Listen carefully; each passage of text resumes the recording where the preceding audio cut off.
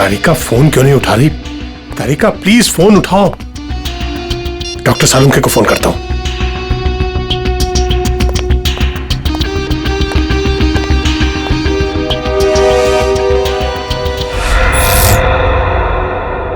Light को क्या हुआ?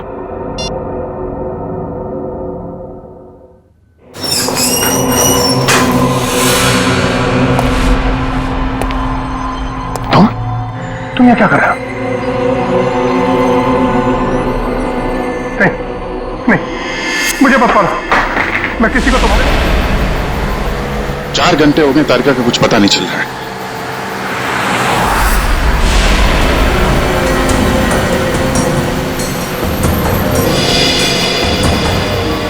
सर, तारिका का मोबाइल आसपास ही दिखाई दे रहा है।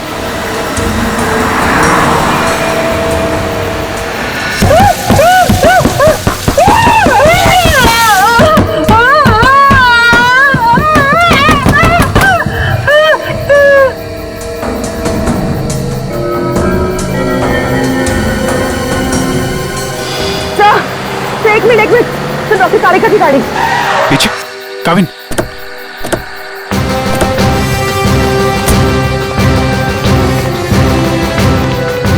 तारिका, तारिका,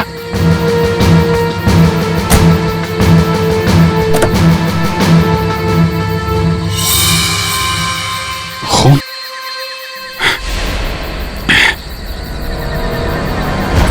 कुछ हुआ है तारिका को, खून है यहाँ पे। डॉक्टर जगन, डॉक्टर जगन, अरे कुछ देर पहले फोन किया था, अब अंधेरा गया कहां ये? देखो जरा, लाइट लगा।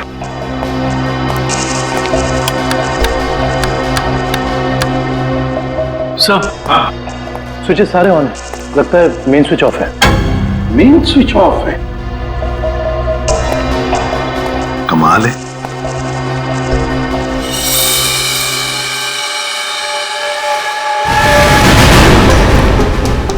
डॉक्टर जगन, सर, ये तो मर चुके हैं। सर, कहीं ऐसा तो नहीं कि खूनी को पता चल गया हो कि डॉक्टर जगन हमें कुछ बताने वाले थे, इसलिए? कुछ समझ में नहीं आ रहा सर। पहले तारिका का गायब होना और अब जगन जी का खून। वही तो। तारिका! तारिका जी, डॉक्टर तारिका। तारिका!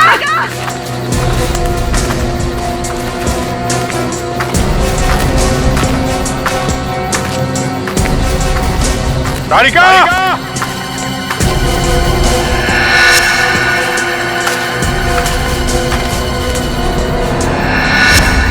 ओ, ये तारिका का ईयररिंग। ईयररिंग यहाँ पर? यहीं होगी। फोन लगा, फोन लगा।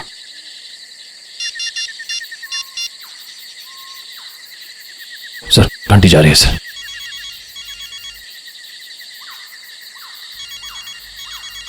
सर, उस तरफ। हाँ सर।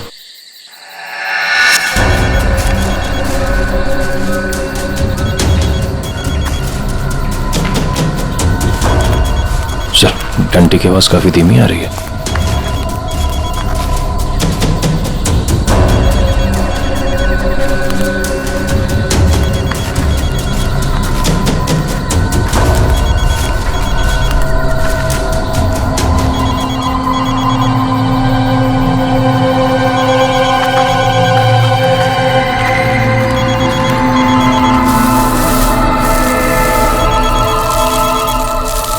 सर, वो मिट्टी के नीचे दबा हुआ है। वो नहीं डॉक्टर, तारिका नीचे है। जल्दी खोलो इसको।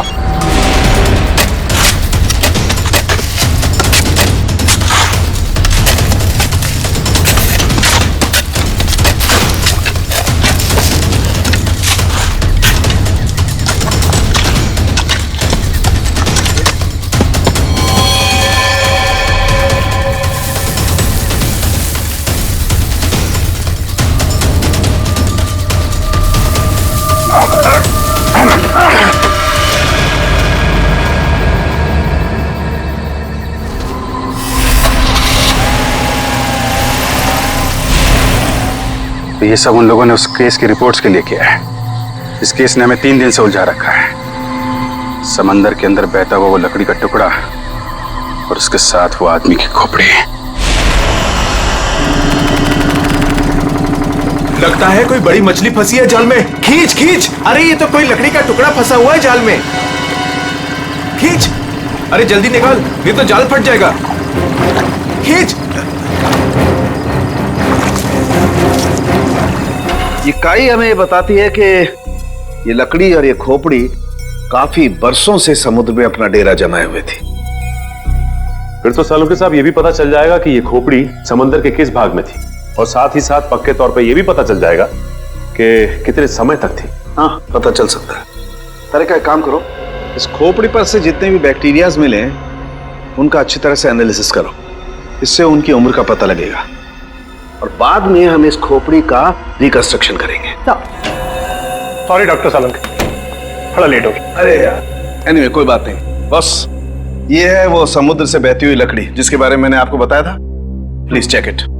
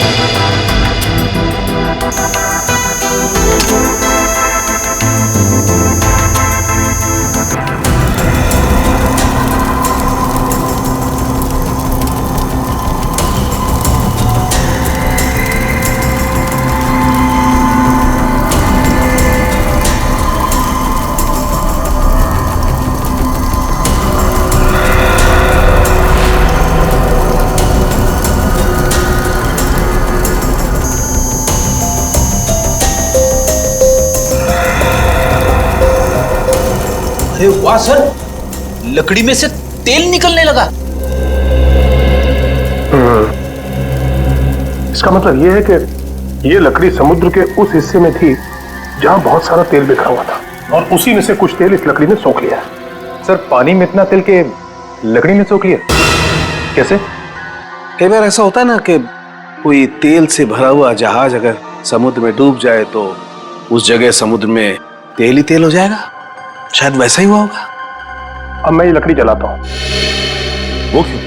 दरअसल इस लकड़ी को जलाने से जो अलग अलग तरह की लपटें उठेंगी उससे हमें समुद्र के अलग अलग हिस्सों में मिलने वाले रसायनों के बारे में पता चलेगा। हम उन रसायनों की फोटोग्राफ लैब को भेज देंगे। लैब हमें बताएगी कि ये लकड़ी कहां कहां से तैरती हुई यहां पहुंची, और अगर उन्हीं में से कोई रसायन खोपड़ी पर लगा हुआ मिला तो हमें यह भी पता चल जाएगा कि ये क्राइम कहां हुआ है।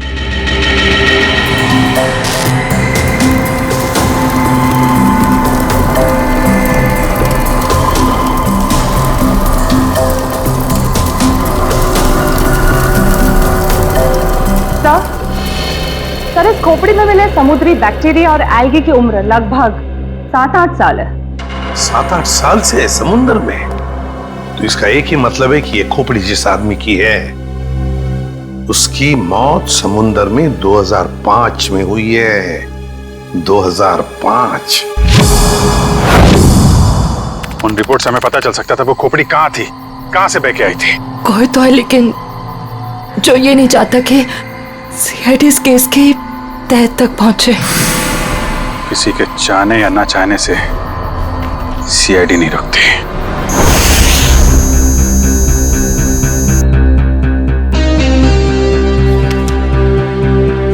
नया रिपोर्ट के मुताबिक वो खोपड़ी 35 से 40 साल के आदमी की है, और वो जो लकड़ी की लपटों के अलग अलग फोटोग्राफ्स हमने लैब में भेजे थे उन लपटों का केमिकल कंपोजिशन अरब महासागर के पानी से मिलता है, लेकिन उन लपटों का केमिकल कंपोजिशन सबसे ज्यादा शाओलिन समुद्र तल के पानी से मिलता है। इसका मतलब है शाओलिन समुद्र तल से ऊपर उठकर ये खोपड़ी बहती हुई लकड़ी से उलझकर अरब सागर में पहुंची। बिल्कुल। फेरस ऑक्साइड के अंश मिले, फेरस ऑक्साइड, लोहे की जंग। लेकिन सर समुंदर के नीचे एक खोपड़ी पे लोहे की जंग कैसे आ सकती है सर? वही तो। ये खोपड़ी 8-9 सालों से पानी के अंदर थी और बहती हुई एक लकड़ी से जाकर फंस गई, जिसपे से हमें तेल के भी कुछ अंश मिले। हो सकता है ये खोपड़ी किसी डूबे हुए जहाज के मलबे के नीचे दब गई हो।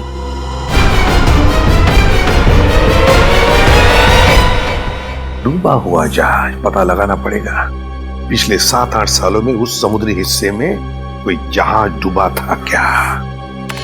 सर ये है 1955 में सॉली बैकवाटर्स ऑफ अरेबियन सी में डूबी हुई शिप, जिसका नाम था मून बोट 15Y। ये शिप मुंबई में होने वाली एक विशाल प्रदर्शनी के लिए कुछ कीमती धरोहर, स्मारक, कुछ पुरानी पंडुलिपियां, स्क्रोल्स लेकर आ रही थी और कुछ तकनीकी गड़बड़ी की वजह से डूब गई। जून 2005, करीबन 50 साल बाद हमारे सेंटर ने इस शिप की जांच का प्रोग्राम बनाया। फिर क्या हुआ? जांच सफल हुई? नहीं सर, क्योंकि उस जांच दल के चारों लोगों में से मेरे अलावा कोई वापस लौटा ही नहीं। क्या? नहीं लौटा मतलब ये कि तीनों गोताखोर आर्कियोलॉजिस्ट मेहुल, अंतरा और रणवीर सर, उनमें से कोई भी पानी से बाहर ही नहीं आया। तो फिर उनका क्या हुआ? हमने उनको तलाशने की बहुत कोशिश की, पर तीनों का कुछ पता नहीं चला। सिर्फ मैं ही वापस आ पाई, शायद इसलिए क्योंकि मैं उनके साथ पानी में गई ही नहीं थी। तो उस वक्त आप कहाँ थे? मैं पानी के ऊपर बोट पे ही थी। एक मिनट, वैसे आप कौन है? सब, मैं डॉक्टर शिखा, मैं उस टीम की सबसे जूनियर मेंबर थी। काफी देर तक जब उनमें से कोई बाहर नहीं आया तो मैंने सेंटर इन्फॉर्म किया। यहाँ से एक रिसर्च टीम वहां पहुंची और शिप का जो भी सामान था उन्होंने निकाल लिया। काफी दिनों तक उन सब की खोज भी की, पर उन सब का कुछ पता ही नहीं चला। ठीक है डॉक्टर नैना, इस जहाज पर का जो भी सामान आपके पास है, जो भी सामान, वो सब हम हमारे ब्यूरो ले जाना चाहते हैं जांच करने के लिए। जी सर, 1 सेकेंड। हेलो जोजो, ऑफिस में आओ जल्दी।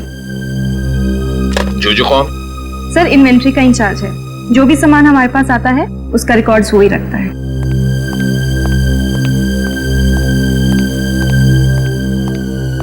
मैडम आपने बुलाया मुझे? हाँ, ये लोग सीआईडी से हैं और इन्हें मून बोट 15Y से मिला हुआ जो भी सामान है वो इन्हें चाहिए। ठीक है सर, मैं आपके ऑफिस में भिजवा देता हूँ, क्योंकि कुछ समय लगेगा कुछ डिटेल और गेट पास बनाने में। ठीक है, कोई बात नहीं। जो ने ये सारा सामान भेजा है मरीन रिसर्च सेंटर से। और तुम इन सारे सामानों को लिस्ट से मैच करके देख रहे हो? हाँ सर, और रणवीर, अंतरा और मेहुल, उन सब की फोटो भी भेजी है ईमेल पे, और उनके रिकॉर्ड्स भी। मयूर वही चेक कर रहा है। गुड, काम करो फ्रेडी, तुम्हारा ये सब लिस्ट चेक होने के बाद में ये सारा का सारा सामान फोरेंसिक लैब में भेज दो। Yes sir.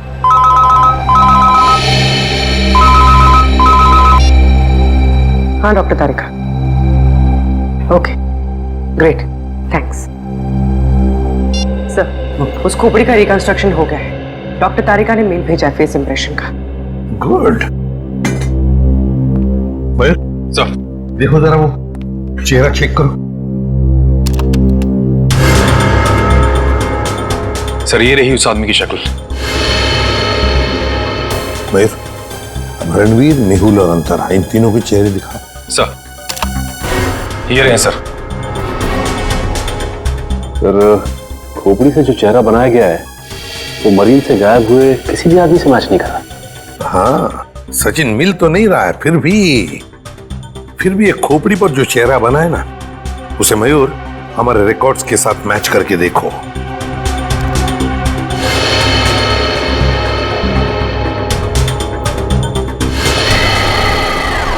सर ये तो नामी जादूगर सम्राट है जो 2005 में गायब हो गया। क्या सम्राट सर इस दुनिया में नहीं रहे? और हम ये जानते हैं कि आपके सम्राट सर की मौत 2005 में हो गई थी। 2005 जून से तो गायब हो गए थे वो। 2005 में आप लोग थे सम्राट के साथ? हमने तभी ज्वाइन किया था और हम उनके असिस्टेंट थे। ओके, तो उनके गायब होने से पहले की कोई खास बात आपको याद है? हाँ सर, उस वक्त वो ताले और जंजीर बना रहे थे, जिसका हमारा जादू के शो में भी कोई काम नहीं था। मैं आपको उसकी फाइल दिखाता हूँ। राज, सम्राट सर की वो ताले वाली फाइल ले आना। ताले और जंजीर बना रहे थे? जी सर। हाँ सर, मैंने उनसे एक बार ये पूछा भी था कि ये क्या है। बोल रहे थे किसी खजाने की चाबी है, जिससे वो बहुत जल्दी अमीर हो जाएंगे और उनके सारे कर्ज खत्म हो जाएंगे। सर, ये देखिए फाइल।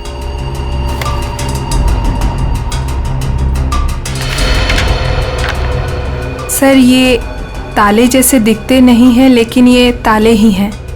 सर, 4 जून को वो अपने बनाए हुए ताले और जंजीर लेकर चले गए और हमसे कहा कि आज दौलत दरवाजे पर आ जाएगी। लेकिन सर, उस दिन के बाद वो कभी वापस ही नहीं लौटे। तुम लोगों ने पता करने की कोशिश नहीं की? सर, की थी। वो अपने पास कभी फोन भी नहीं रखते थे, कोई परिवार भी नहीं था उनका। हमने पुलिस में भी रिपोर्ट की थी, मगर कुछ पता नहीं चला सर।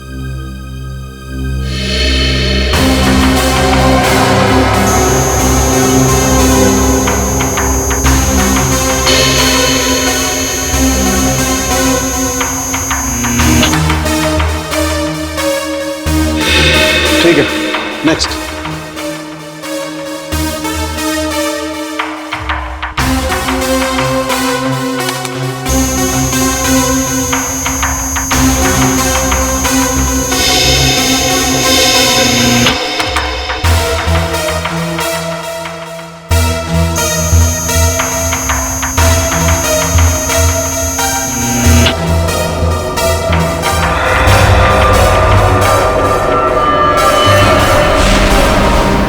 ये कैसे हो सकता है? फिर से स्कैन करते हैं।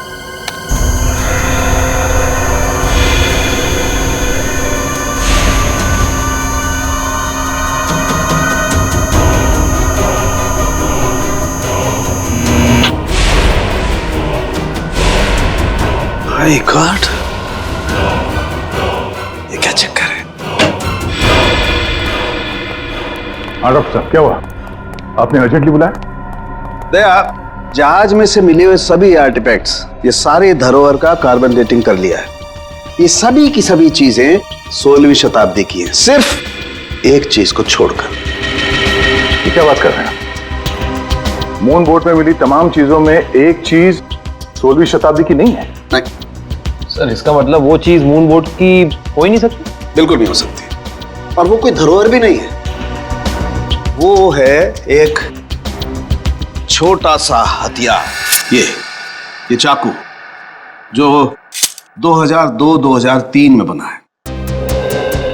सर, 1955 में ये जहाज डूबी थी और उसमें 10-12 साल पुराना हथियार का मिलना, इसका मतलब है कि समंदर के अंदर पड़ी ये मून बोट तो कुछ ना कुछ तो हुआ है। जब अंतरा, रणवीर और मेहुल गायब हुए थे 2005 में। और सर, सम्राट का भी वहां होना कोई इत्तेफाक तो नहीं हो सकता?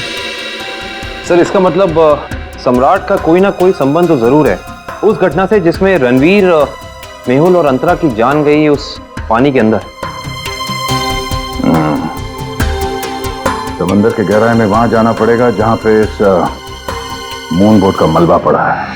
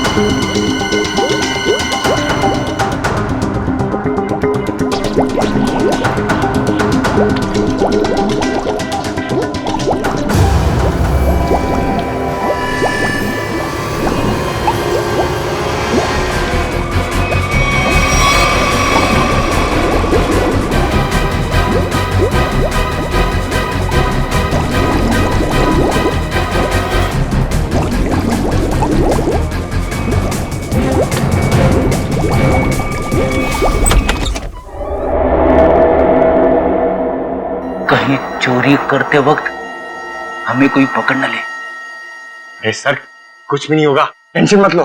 सीआईडी का बैच है ना, हम लोग उसे सीआईडी का बैच दिखाएंगे और कहेंगे चोर पुलिस करने आए हैं। पहले अंदर तो चलो।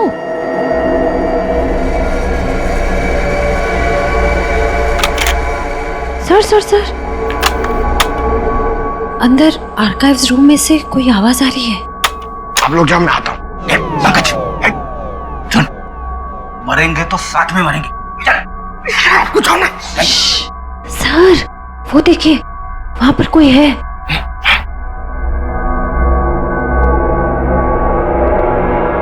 लाइट ऑफ, बंद कर टॉर्च।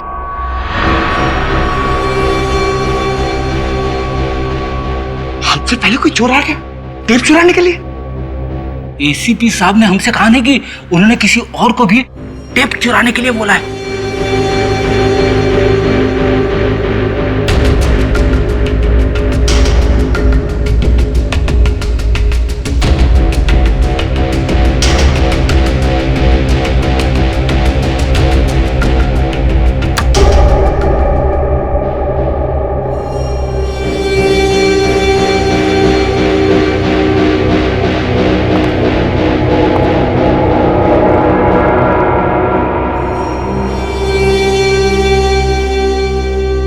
हाथ ऊपर।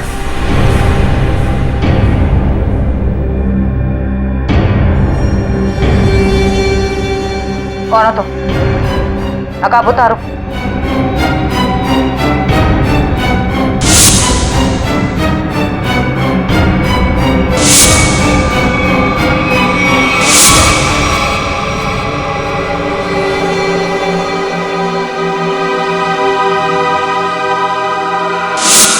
मैं डॉक्टर शिखा, मैं उस टीम की सबसे जूनियर मेंबर थी। शिखा? शिखा तुम? इतनी रात के तुम यहाँ क्या कर रही हो? सर मैंने कुछ नहीं किया है, मुझे जाने दीजिए। सर ये झूठ बोल रही है, इसने कोई टेप्स चुराए हैं। टेप्स? कैसे टेप्स चुराए तुमने? सर मैं बेगुनाह हूँ। मैं बस ये नहीं चाहती थी कि वो मून बोट के टेप्स किसी और के हाथ लगे। क्या है उन टेप्स में? क्या है बताओ जल्दी। सर वो उस टेप में सर मैं अपना काम कर रही थी, तभी मैंने देखा कि एक बोट सामने से आई और उसमें कुछ लोग थे।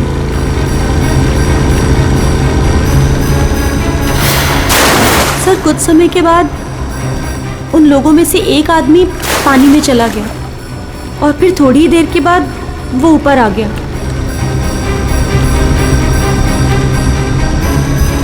मैं डर गई थी सर, मुझे लगा कि उस खूनी ने मुझे भी देख लिया है और वो मुझे भी मार देगा।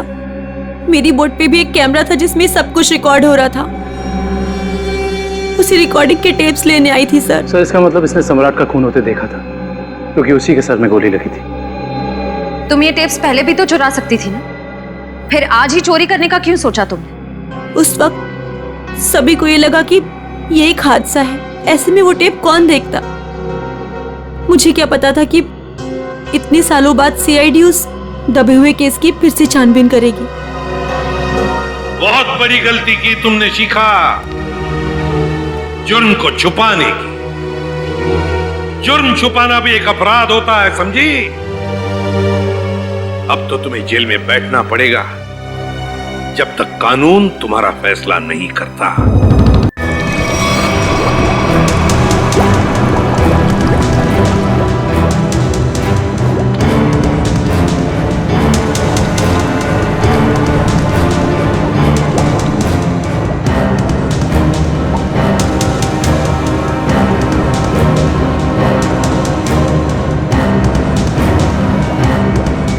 एक मिनट पॉज करो।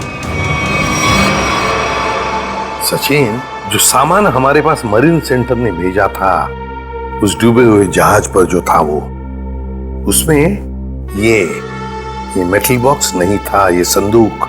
हाँ सर, ना तो ये बॉक्स लिफ्ट में था और ना ही मरीन रिसर्च सेंटर से आया है। सर कहीं ऐसा तो नहीं कि ये मरीन सेंटर वाले ये बॉक्स छिपा रहे हैं हमसे? ये भी तो हो सकता है सचिन कि ये बॉक्स मरीन रिसर्च सेंटर तक पहुंचा ही नहीं।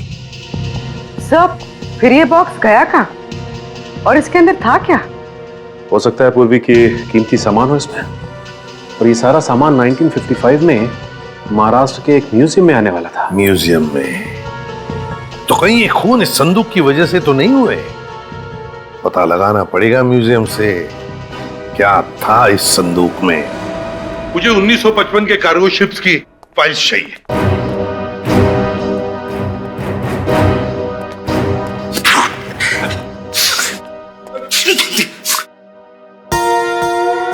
सर, कितनी धूल है? यहाँ पे साफ सफाई करने की सख्त मनाही है। चीख फैलाओ अभियान की पूरी तैयारी कर रखी है यहाँ पे।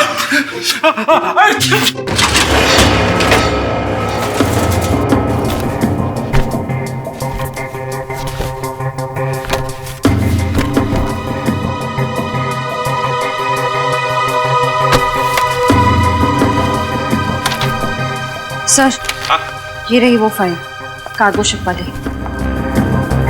ये देखिए।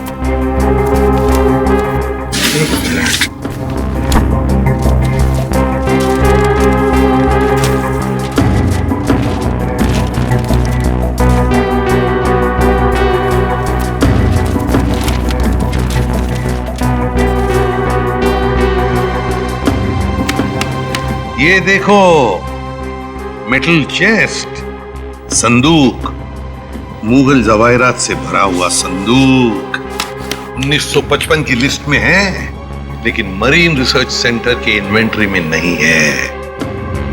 संदूक किसी ने पानी के अंदर से ही गायब कर दी। सर, ये काम कौन कर सकता है? श्रेया, ये काम तो वही कर सकता है जो मरा नहीं। सर, पानी में तो सम्राट, अंतरा, मेहुल और रणवीर गए थे। और सर, इनमें से 3 के कंकाल तो मिल चुके हैं। सर, हो सकता है कि रणवीर भी मर गया हो और उसकी लाश मछलियों ने खा ली हो, या फिर पानी की बहाव से उसकी लाश कहीं दूर बह गई हो। पंकज, मान लिया कि ऐसा ही हुआ होगा, मगर संदूक का क्या? क्या वो जवाहिरात से भरा हुआ संदूक गायब हो गई? जरा सोचो, सम्राट, मेहुल, अंतरा, ये तीनों के तीनों उस जहाज में कैद थे। उनके कंकाल तो हमें मिल गए, मगर रणवीर का कुछ भी नहीं मिला।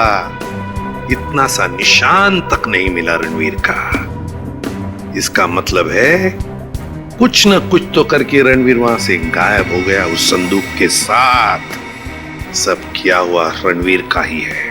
पर सर, अब तक तो सब ये समझते थे कि रणवीर मर चुका है। अगर वो जिंदा है भी तो हम उस तक पहुंचेंगे कैसे? और एक बात ये भी है सर कि रणवीर ने उस सोने को वैसे ही बेचने की गलती नहीं की होगी, वरना अब तक पकड़ा जाता। बिल्कुल, तो बस पता लगाना पड़ेगा 2005 के दरमियान ऐसे कितने जौहरी थे जो जवाहिरात, सोना चांदी गलाने का धंधा करते थे। ये रणवीर जरूर उन्हीं में से किसी एक के पास गया होगा।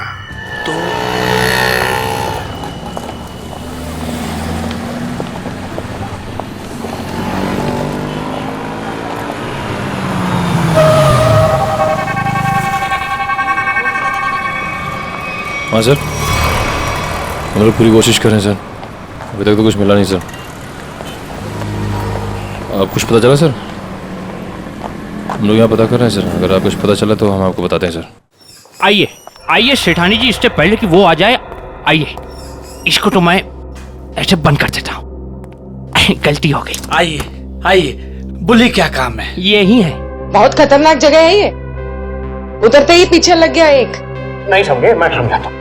बहुत मुश्किल से आए हैं आपकी दुकान, पीछे एक चोर बुर्बक टाइप आदमी लग गया था, नीचे खड़ा। आइए दिखाता हूँ उस तरफ, आइए इधर आइए। वो देखिए फोन पे बात कर रहा है, लगता है अपने साथियों को बुला रहा है यहाँ पर। बाप रे।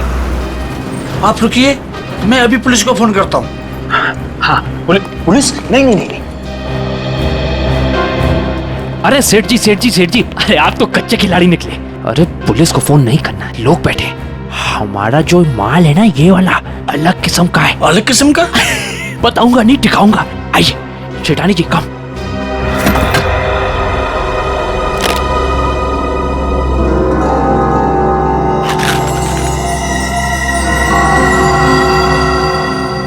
कैसा लगा? एकदम सही जगह पर आए आप। कहाँ से हाथ मारा है? फालतू सवाल बड़े कर रहे हैं आप। माल देखिए, आम खाइए, पेड़ मत गिनिए। तो बेचना है?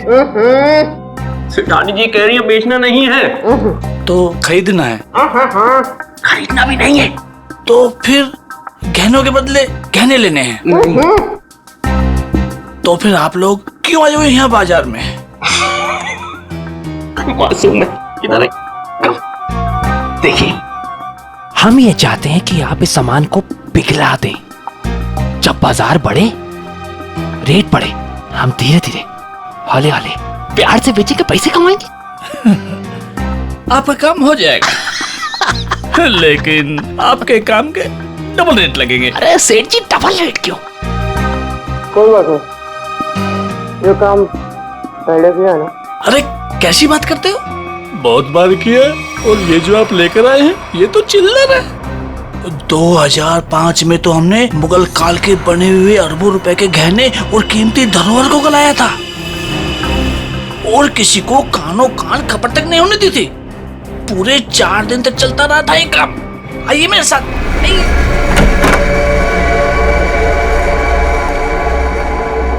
अरे चुन्नू, अरे सेठ लोगों का कुछ माल है, गलाना है इसको।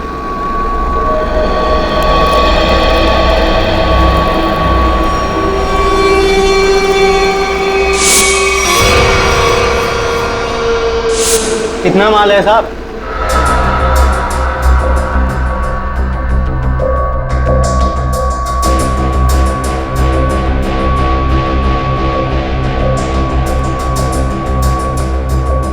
जोजो, तुम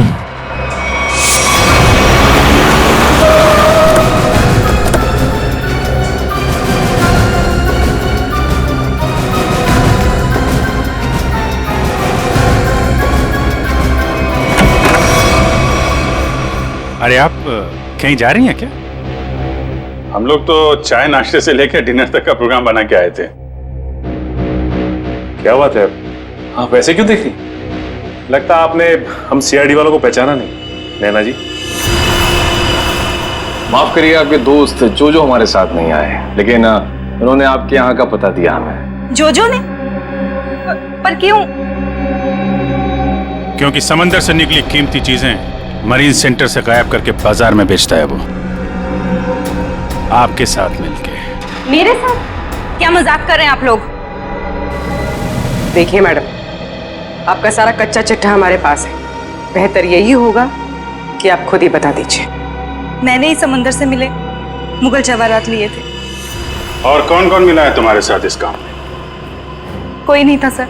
झूठ मत बोलो, 2005 में तुम मरीन सेंटर में थी ही नहीं, तो फिर मुगल जवाहरात तुम्हारे पास कैसे आए? मैंने कुछ लोगों को सेट किया था, उस टाइम मैं जूनियर विंग में थी।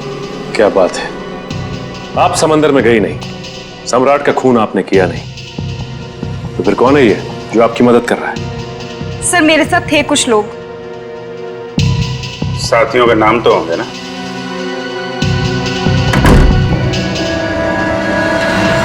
कौन है अंदर? सर अंदर कोई नहीं सर। सर मैं अकेली हूँ सर, किसे देख रहे हैं सर?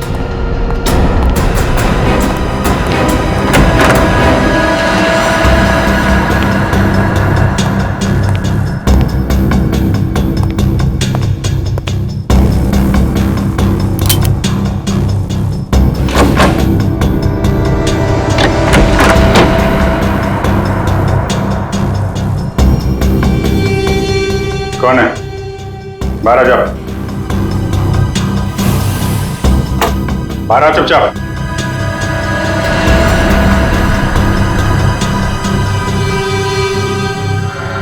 ओ, रणवीर। रणवीर? कौन रणवीर? तीन फोन करके इतने सालों से छुपा हुआ। सर मैं तो नैना का पति सिद्धांत हूँ। नाम बदल सकते हो लेकिन चेहरा नहीं। मैं ही रणवीर हूँ। 2005 में मैं और मेरी टीम समुद्र पे उस जगह गई थी।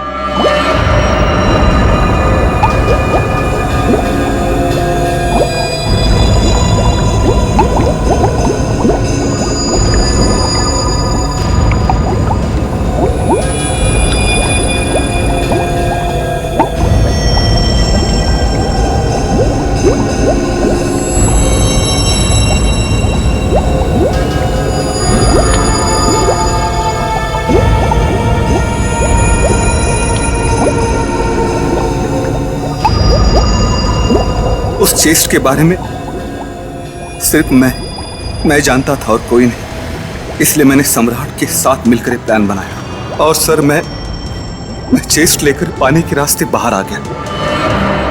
सच्चाई को सामने आने में देर लग सकती है, लेकिन सच्चाई कभी छुपती नहीं।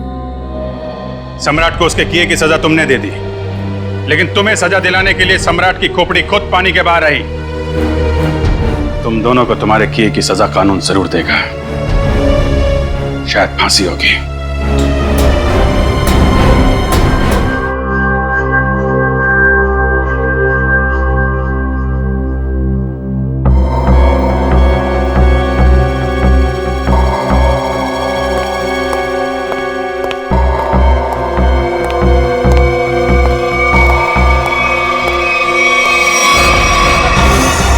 आदमी है, उम्र है 32 साल।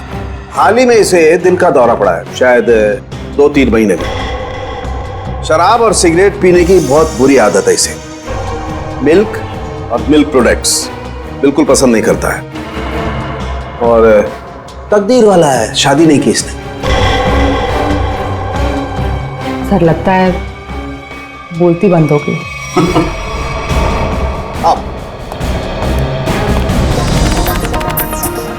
अरे अभिषा, यार सूरज पश्चिम से निकला था क्या? मैं हैरान हूँ कि तुम्हारे पापा ने मेरे साथ घूमने जाने की परमिशन कैसे दे दी? परमिशन देने की एक खास वजह थी। क्या वजह भाई? उन्हें तुम्हारा एक गहरा राज पता चल गया है। राज? कैसा राज?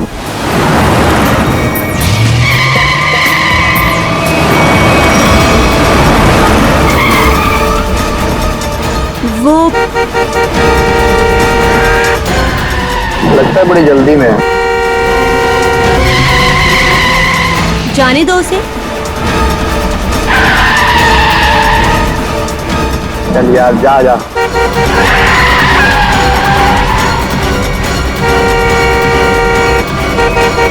अरे मैम क्या कर रही हो? आराम से चलो ना।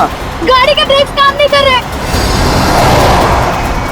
ओह नो, हैंड ब्रेक खींचो, हैंड ब्रेक खींचो। हैंड ब्रेक भी काम नहीं कर रहा।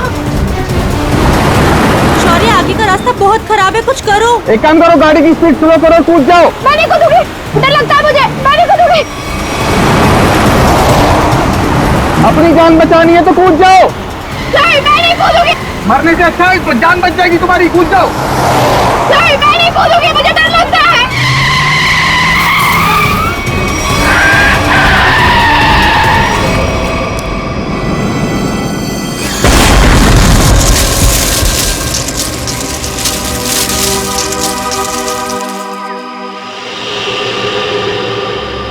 कुछ काम की बात पता चली? हाँ सर, इस गाड़ी की ब्रेक लाइन कटी हुई है, ये देखिए। मतलब जानबूझ के ब्रेक फेल की गई है।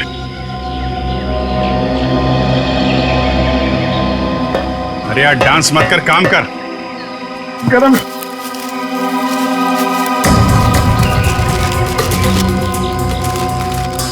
रेडी सर, मान लो आपको इतने सारे पैसे मिल जाए तो आप उन पैसों का क्या करोगे?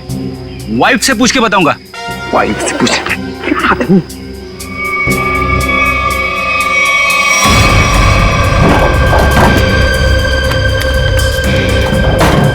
सर पैसे इस बैग में।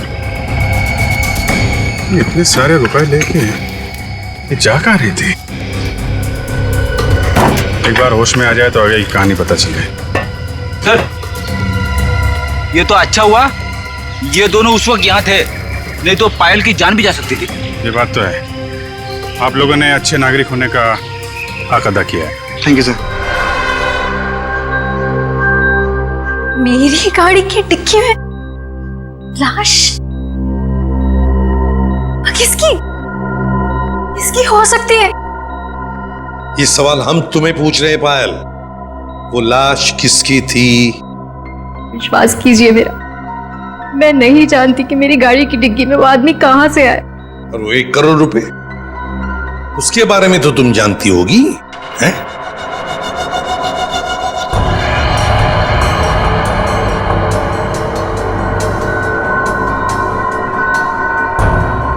देखो पायल, तुम्हारी ये खामोशी ना तुम्हारी मदद करेगी ना हमारी। तुम्हारी गाड़ी में हमें 1 करोड़ रुपए मिले हैं, गाड़ी की डिक्की में एक लाश मिली है, तुम्हारी गाड़ी के ब्रेक्स फेल किए गए थे पायल। तुम्हारा एक्सीडेंट नहीं हुआ, कोई तुम्हें मारना चाहता था, तुम्हारी जान लेना चाहता था, समझ रही हो तुम? मेरे पति आलोक किडनैप हुआ है उनका। क्या? आलोक किडनैप हो गया? कब हुआ ये? और तुमने पहले क्यों नहीं बताया हमें? कल रात पुणे से वापस आने वाले थे, पहुंचे नहीं। मैंने बहुत बार फोन भी ट्राई किया, लेकिन उनका फोन नहीं लग रहा था। सारी रात टेंशन में कटी। सुबह किसी का कॉल आया, उन्होंने कहा कि अगर 1 करोड़ रुपए नहीं पहुंचाए तो आलोक को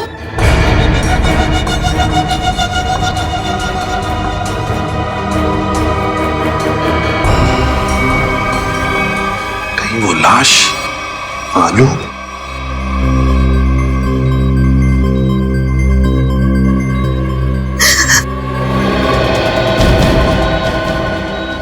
मैडम आप ठीक तो है ना?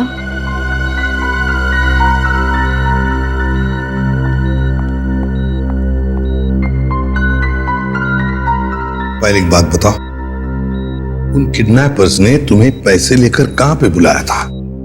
लोनावला के एक घर का एड्रेस दिया था, लेकिन जब मैं वहां पहुंची तो कोई था ही नहीं। वो घर बिल्कुल सुनसान था। फिर उसके बाद मेरे पास किडनैपर का कॉल आया। उसने कहा कि मुंबई वापस आ जाओ, और रास्ते में गाड़ी के ब्रेक फेल हो गए। ठीक है पायल, अब तुम आराम करो, हम बाद में आएंगे। एक बात, आखिरी सवाल पायल, ये बताओ क्या आलोक के हाथ की सारी उंगलियां सही सलामत थी? मेरा मतलब है क्या उसके दाहिने हाथ की ये उंगली थी? जी हाँ, उनकी सारी उंगलियां बिल्कुल ठीक ठाक थी। लेकिन आप ये क्यों पूछ रहे हैं? क्योंकि पायल, उस लाश के दाहिने हाथ की ये उंगली गायब है। इसका मतलब वो आलोक की लाश नहीं। आलोक ठीक है, वो जिंदा है। हो सकता है, तुम जल्दी ठीक हो जाओ।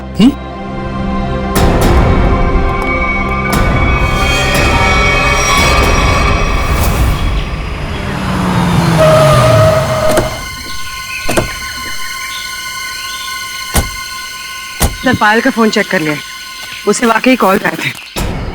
कॉल्स आए थे? जी सर। कहां से आए थे? सर, एक नंबर चुनापट्टी का और एक घाटकोपर का। दोनों काफी बिजी रहने वाले पीसीओ है, इसलिए पता नहीं चला कि कॉल्स आए कहां से। एक बार वो कटी हुई उंगली मिल जाए ना, तो फिर ये केस तेजी से आगे बढ़ेगा। उसी तेजी से सर जिस तरह फ्रेडी सर ट्रेडमिल पे भागते हैं। अरे यार, फ्रेडी के ट्रीटमेंट वाली नहीं, ऐसे तो साल भर लग जाएगा केस में। हमें जल्दी ढूंढना है, चेक करो।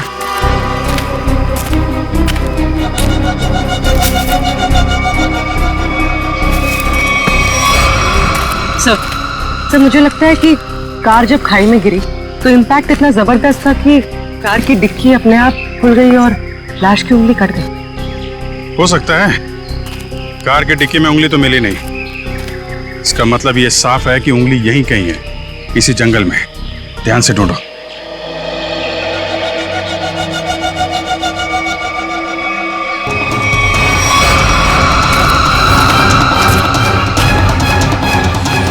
शाबाश।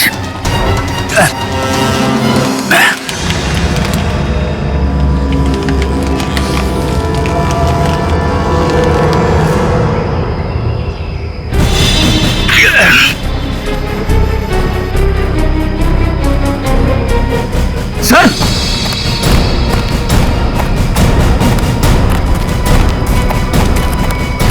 सर हाँ उंगली मिल गई। मेरी नजर चिल कौओं जैसी है। अब बता पंकज, मेरी ट्रेडमिल पे जोक मारेगा तू? हाँ ठीक है ठीक है। बाकी का जोक अब साड़ू के साहब के सामने मार।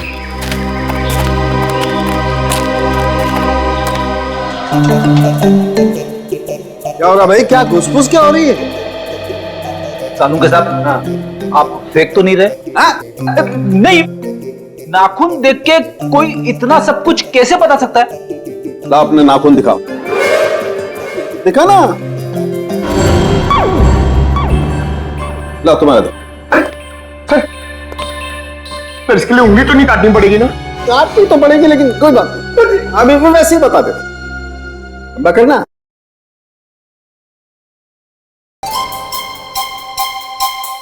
पंकज, आज तुमने पालक पनीर खाया खाने में? अरे आपको कैसे पता चला? ये देखो, अपने नाखूनों को देखो, पालक पनीर फंसा हुआ है अभी तक। हाथ साफ नहीं किए तुमने ना। हो गया या किसी को कुछ और पूछना है? बस इतना कि इतना सब कुछ आपको एग्जैक्टली कैसे पता चला? बड़ी सिंपल सी बात है अभिजीत। इस आदमी की उम्र का पता लगा इसकी उंगली की हड्डी को देखकर। और वो दिल के दौरे वाली बात? ये जो हॉरिजॉन्टल लाइन देख रहे हो तुम इसके नाखून पर, ये सीधी लाइन बताती है कि इस आदमी को कोई गंभीर बीमारी थी, जैसे दिल की बीमारी। मतलब कि हार्ट अटैक। और ये सिगरेट और शराब की बात तो इसके नाखून के कलर से ही पता चल गई होगी।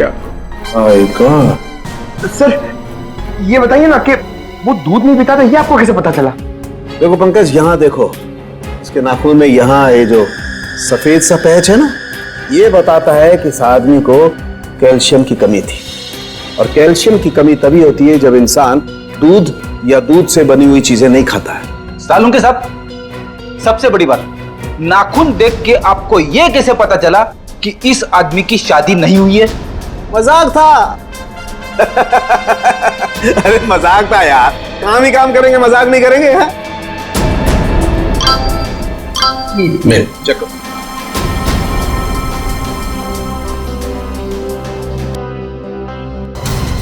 आलोक के घर वालों ने उसकी मेडिकल रिपोर्ट भेजी है। क्या हुआ? आलोक का ब्लड ग्रुप मैच हुआ उंगली के साथ?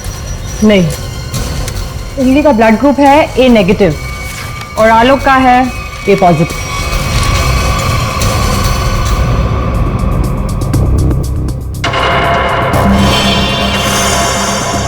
नो, बैल की गाड़ी में जो लाश मिली थी वो आलोक की नहीं, किसी और की है। आलोक की किडनैपिंग में अचानक अब ये किसकी लाश आ गई?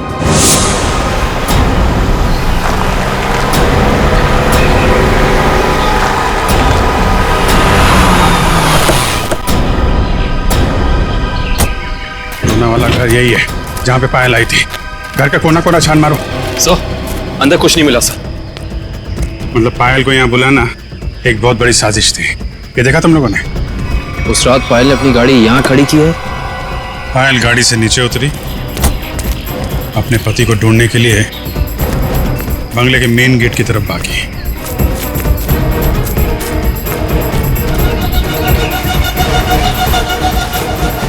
जब पायल बंगले के उस तरफ थी तो किडनैपर्स आए और उन्होंने लाश को डिक्की में डाल दिया।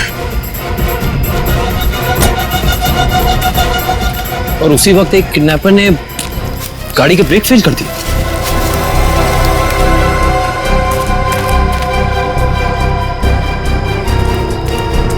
और जब पायल यहां वापस आई, लाश डिक्की के अंदर और गाड़ी के ब्रेक फेल। पर किडनैपर्स का पायल को यहां बुलाने का मकसद पैसा नहीं, उसकी मौत थी, वरना उसकी गाड़ी के ब्रेक फेल नहीं किए जाते।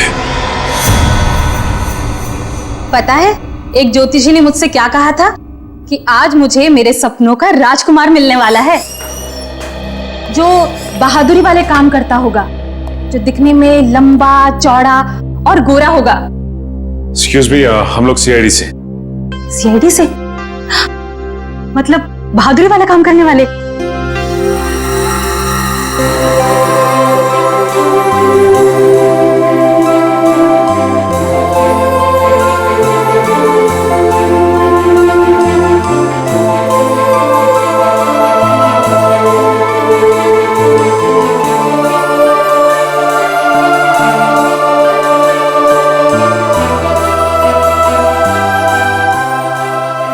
एक्सक्यूज मी मैम, कहाँ खो गई आप? Hello hello. ओह सॉरी, हम लोग सीआईडी से, हमने ही आपको फोन किया था। हमें उन पेशेंट्स की फाइल्स चाहिए जिनकी उम्र 32 साल की है और जिन्हें हार्ट अटैक हुआ था। अब जी हाँ, अब मैंने निकाल के रखी है।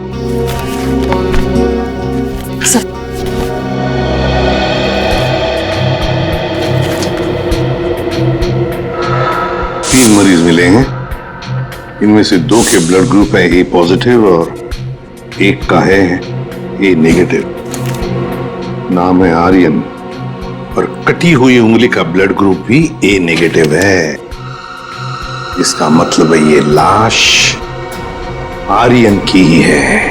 आर्यन कहा है ना कि आर्यन अभी वापस नहीं आए हैं। जब आ जाएंगे तब मैं आप लोगों को बता दूंगी।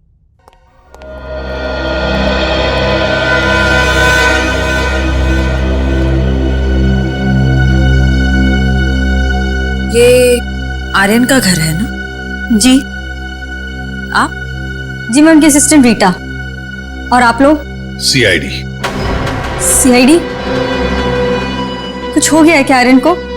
रीता, हमें एक लाश मिली है और हमें शक है कि वो लाश आर्यन की है। ये आर्यन कुछ दिनों से घर से गायब था। सर 2 दिनों से उनको कुछ नहीं पता था। अभी ऑर्गेनाइजर्स के ही कॉल आ रहे थे। वैसे आर्यन की आखिरी अपॉइंटमेंट या मीटिंग किसके साथ हुई या किसके साथ होने वाली थी, कुछ लिख के रखा है तुमने?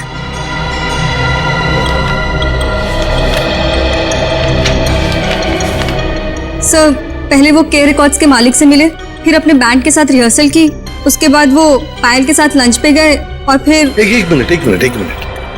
पायल के साथ लंच? ये पायल कौन है? सर पायल उनकी बहुत अच्छी दोस्त है। क्या ये वही पायल है? हाँ यही है पायल। आप जानते हैं इसे? रीता, ये आर्यन के साथ और कौन होता है घर में? सर एक बूढ़ी माँ है बस, जो अभी कोलकाता में है। उसका एड्रेस दे दो हमें। हाँ सर, इसी डायरी के लास्ट पेज पर है। काम करते हैं, आर्यन की मां का ब्लड सैंपल मंगवाते हैं, देखते हैं डीएनए मैच करके पता चल जाएगा कि वो कटी हुई उंगली उस जली हुई लाश की है या किसी और की। उससे कुछ पता चला? हाँ, उसकी डीएनए रिपोर्ट भी आ गई है और उससे पता ये चला है कि वो कटी हुई उंगली जो है वो आर्यन की है।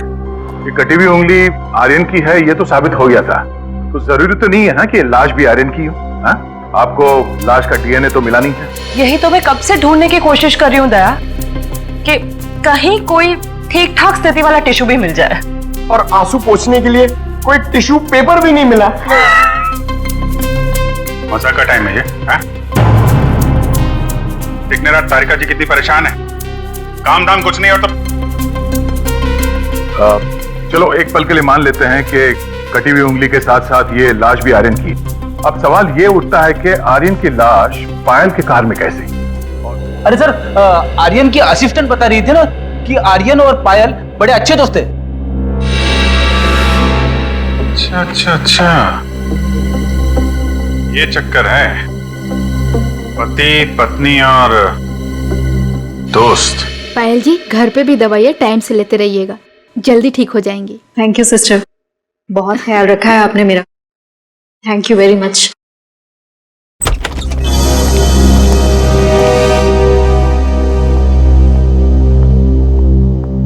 सर, कुछ पता चला किसकी लाश थी वो? जी हाँ, पता चला है, तुम्हारे सबसे अच्छे दोस्त आर्यन की है। क्या?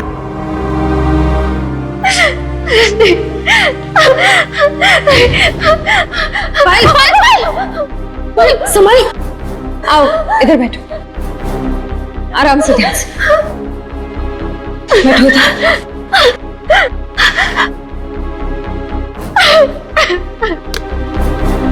पानी पियो। हाँ तो पायल जी बताइए, आपके और आर्यन के संबंध के बारे में। दोस्ती से कहीं बढ़कर रिश्ता था हमारा। क्या आलोक जानता था तुम्हारी और आर्यन की इस दोस्ती के बारे में?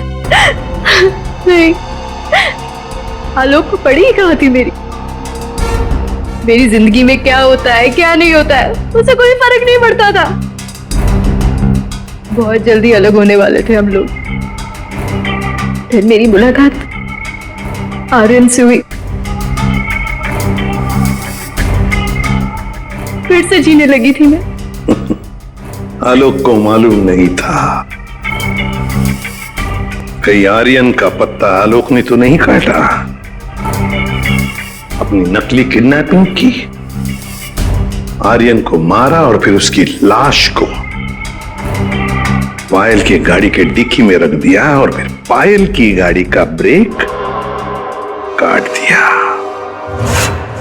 नहीं नहीं, मैं नहीं मानता ये सर। मेरा बेटा मेरे बुढ़ापे में मेरा नाम इतना खराब नहीं कर सकता। आलोक, ये क्या किए? मोहन जी, आखिरी बार कब मिले थे आप आलोक से? सर 3 दिन हो गए, पुणे जाने से पहले मिला था। तो क्या आपको आलोक के बर्ताव में कुछ बदलाव नजर आया? कुछ अजीब सी बात? हाँ, वो पुणे जाने के बाद मैं उसके कमरे में गया था। वहां मुझे एक लिफाफा मिला था, ऐसा तोड़ा मरोड़ा था जैसे किसी ने अपना पूरा गुस्सा उसके ऊपर निकाला हो। क्या क्या था उस लिफाफे में? वो तो मैंने देखा नहीं। अगर वो लिफाफा है अभी भी तो मैं उसे देखना चाहूंगा।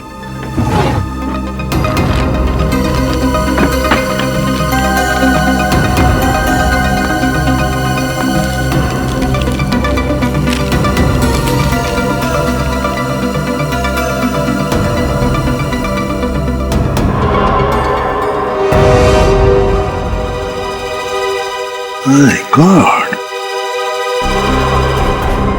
पायल जी, देख रही है ना, किसी ने आपके और आर्यन के फोटोग्राफ्स आलोक को भेजे हैं। Private detective service, VK detective. इसका मतलब आलोक ने मेरे पीछे किसी डिटेक्टिव को लगाया हुआ था। हाँ पायल जी, लगता तो ऐसा ही है, पर मिलना पड़ेगा इस VK डिटेक्टिव से।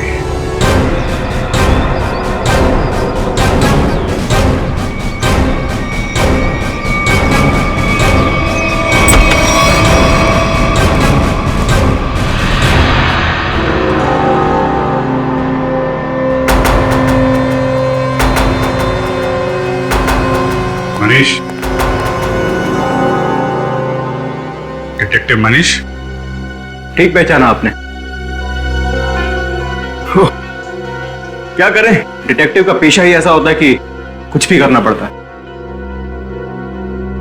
खैर, आप बताइए किस पर जासूसी करवाना चाहते हैं? सीआईडी को प्राइवेट डिटेक्टिव की जरूरत नहीं पड़ती। सीआईडी? ये फोटो तुमने खींचे? हाँ, ये पायल कुमार केस में मैंने खींची थी। किसके कहने पे? उसी के पति आलोक के कहने पर। आलोक? हाँ, और जैसे ही मैंने उसे ये फोटोज दिखाई, उसने ऐसे रिएक्ट किया जैसे उसे 2000 वोल्ट्स का झटका लगा। अजीब अजीब बातें करने लगा कि पायल को छोड़ेगा नहीं, उसे मार डालेगा, खत्म कर देगा।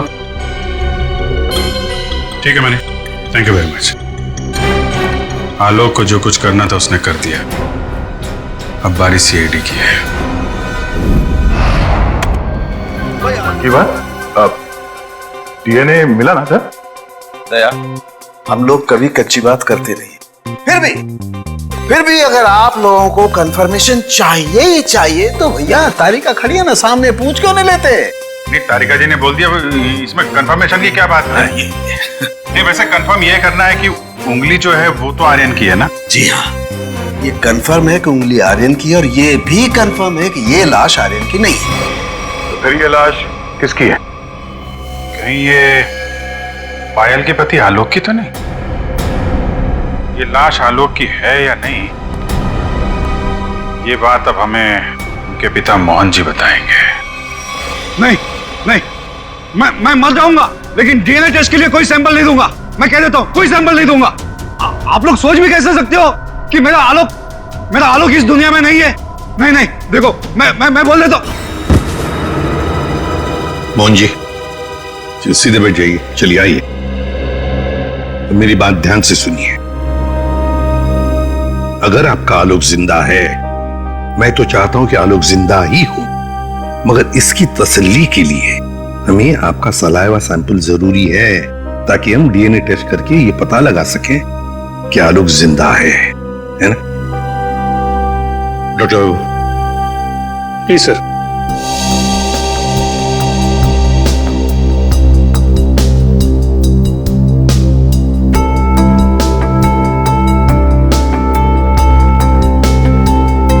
मोहन जी के डीएनए के साथ मैच होता है, मतलब ये लाश पायल के पति आलोक की ही है। हाँ, तो इसमें ट्विस्ट क्या है? हमने भी तो यही अंदाजा लगाया था कि ये लाश आलोक की हो सकती है। ट्विस्ट आना तो अभी बाकी है।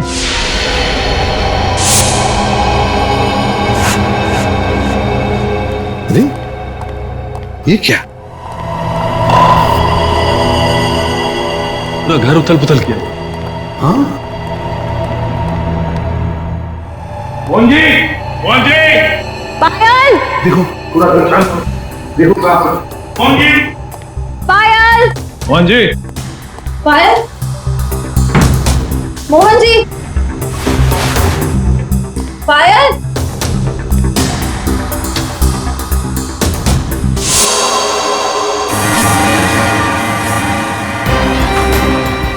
सर!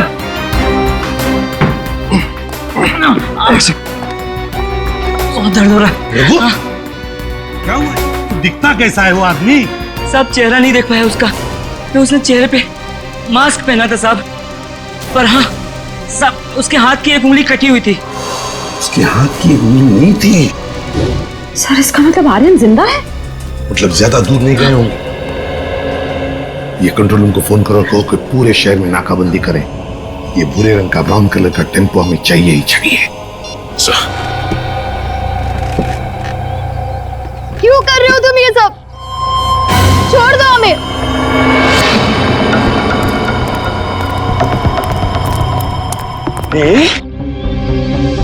ताकि अपने देश के लिए मेडल ला सकूं। निशानेबाजी में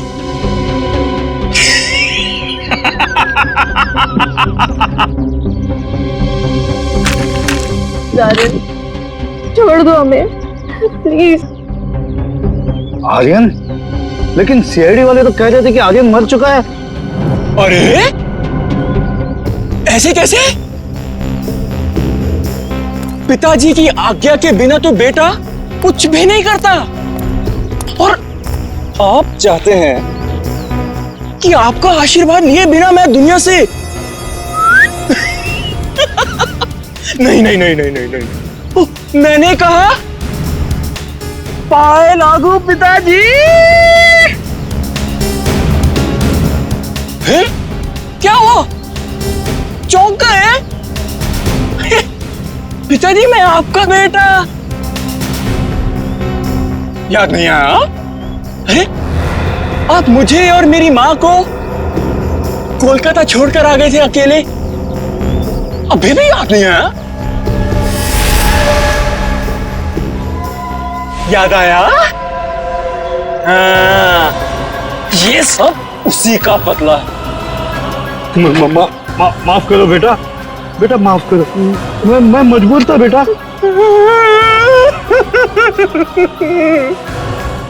सॉरी पिताजी, मैं भी मजबूर हूँ पिताजी। क्या करूं? आपका बेटा हूं ना। आप ही का खून दौड़ रहा है मेरी रगों में, तो ये तो ये माफी जैसी अच्छी चीज हो नहीं ना सकती फिर मेरे अंदर, है ना? पहले आप मुंबई आए, वाह वाह वाह वाह वाह, दूसरी शादी की,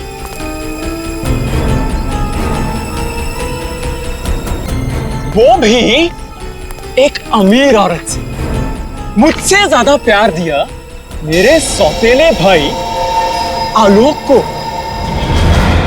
और आप चाहते हैं कि मैं आपको माफ कर दूं? मैं आपको सिर्फ और सिर्फ मौत देने आया, सिर्फ मौत। बेटा बेटा तुम्हें अपनी माँ की कसम बेटा। खबरदार अपनी गंदी जुबान से मेरी मां का नाम लिया तो। जानते हो ये बदला लेने के लिए मैंने कितनी कुर्बानियां दी हैं? ये देखो, अपनी उंगली तक काट दी मैंने। देखो पिताजी, देखो। अरे तुम तो रह ही गई, तुम भी देखो। पहले मैंने तुम्हारे आलोक को मारा, लेकिन मौत सबको दूसरा मौका नहीं देती, पर तुम्हें दे रही है एक बार फिर से मरने का।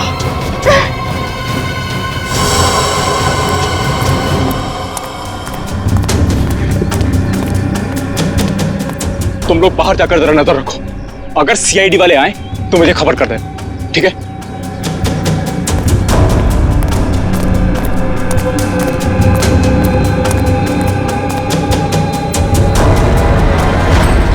बदले से कोई बड़ा नहीं बनता आर्यन, और तुम्हारा बड़प्पन उसी में कि हमें छोड़ दो।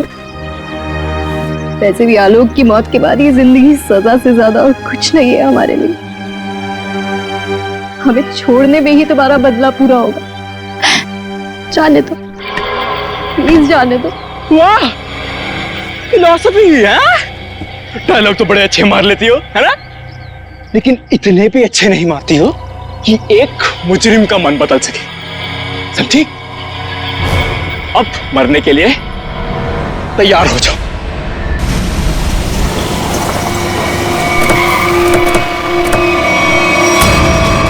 ये भूरे रंग का ट्रक।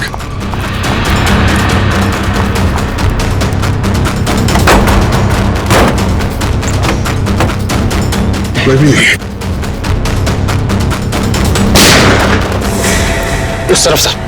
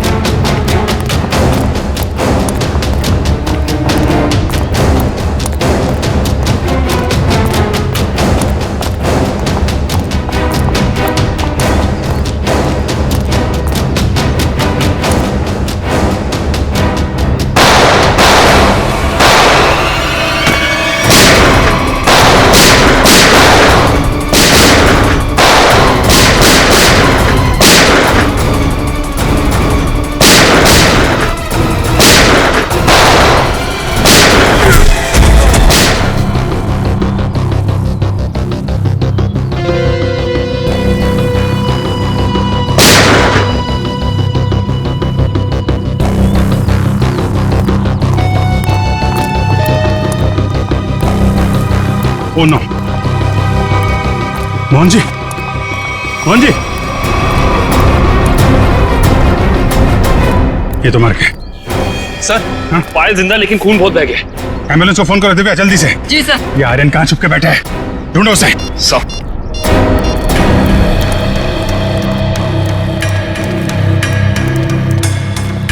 उंगली भी कटी हुई। ओ, तो ये चक्कर है। ये मनीष नहीं है। अपने पिता और आलोक से बदला लेने के लिए इसने अपनी उंगली तक काट दी। सर, पर ये मरा कैसे होगा? पायल के हाथ में गन है ना।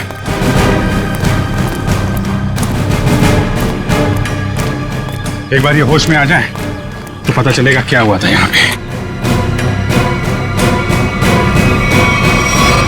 हॉस्पिटल ले चलो इसे। सर।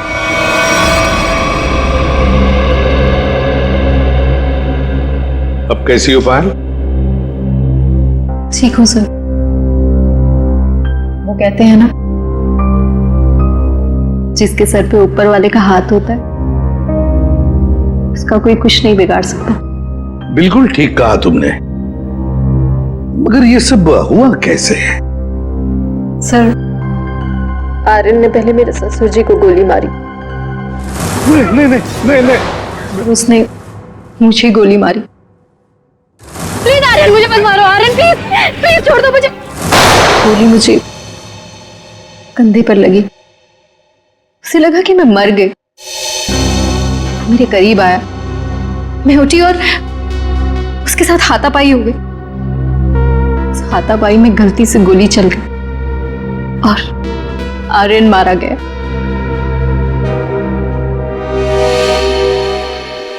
तो आप मुझे भी गिरफ्तार करेंगे? अरे नहीं, बिल्कुल गिरफ्तार नहीं करेंगे। तुमने तो अपनी जान बचाने के लिए सब किया है ना। नहीं, कानून इसका ख्याल रखता है। एक बार ये सब कुछ खत्म हो जाए, चली जाऊंगी शहर से दूर, बहुत दूर। नए सिरे से अपनी जिंदगी शुरू करूंगी। ठीक है पायल, बेस्ट ऑफ लक। चलो।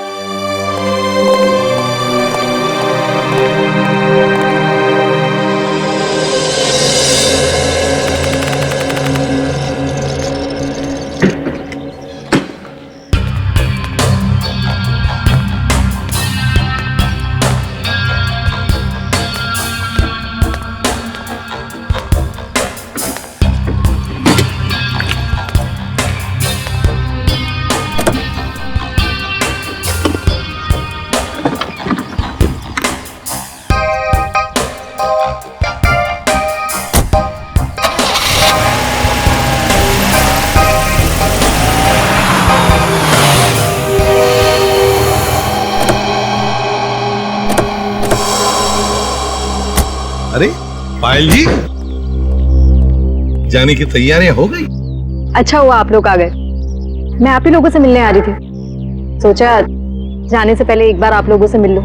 ओह, नहीं, अरे हमने तो तुम्हारे लिए तोहफा लाया है, आपकी नई जिंदगी जो शुरू होने वाली है। मेरे लिए तोहफा? Thank you so much. Shreya sir,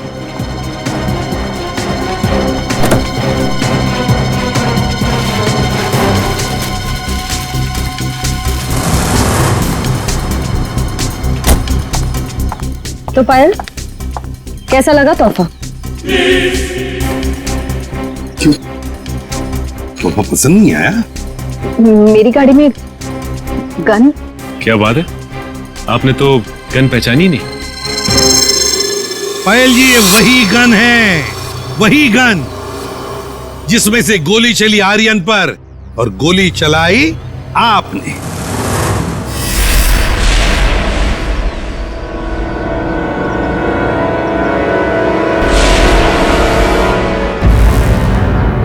आपने जैसे कहा था कि आर्यन की गन में से गोली चली, नहीं, गोली तो आपने इस गन से चलाई थी। आप लोगों को कोई गलतफहमी हुई है।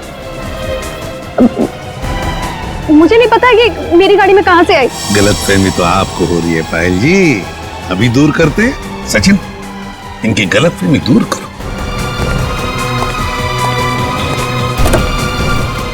निकल, उठा सो।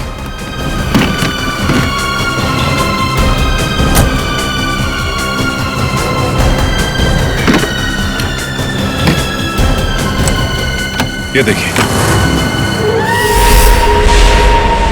क्यों पायल जी, ये तोहफा तो पसंद आएगा ही। सभी को पसंद आता है ये तोहफा, है ना? बस भाई, बस बहुत हो गया भागना भगाना। हाँ, झूठी कहानी सुनाई थी मैंने, पर उसमें सब कुछ झूठ नहीं था। बहुत कुछ था जो सच था। आनंद बदला लेना चाहता था अपने सौतेले भाई आलोक से और अपने पिता मोहन से, और इसलिए आर्यन ने तुम्हें अपने प्यार के जाल में फंसा दिया ताकि तुम उसकी मदद कर सको, है ना? पर वो ये नहीं जानता था कि जब वो मोहन और आलोक को मार डालेगा तो मैं भी उसे धोखा दे दूंगी और सारी दौलत मेरी हो जाएगी। तुमने आर्यन को इसलिए धोखा दिया क्योंकि उसने तुम्हें धोखा दिया था, तुम्हारी गाड़ी के ब्रेक्स फेल करके। मगर तुमने अपने पति और ससुर का खून क्यों करने दिया? मारते थे वो लोग मुझे, जानवरों से भी बदतर सलूक करते थे मेरे साथ, नौकरों की तरह रखते थे। मुझे सिर्फ यही एक रास्ता नजर आया, अपना आत्मसम्मान वापस पाने का। अगर हर कोई अपना आत्मसम्मान पाने के लिए खून पर खून करते जाएगा तो क्या होगा समाज की व्यवस्था का? हा? क्या होगा? बहुत बड़ी गलती की कानून को अपने हाथ में लेकर, बहुत बड़ी गलती की। कानून तुम्हें कड़ी से कड़ी सजा देगा, तुम्हें शायद फांसी ही होगी। इस तरह के और भी एपिसोड देखने के लिए हमारे चैनल को सब्सक्राइब करें और बेल आइकन दबाना ना भूलें।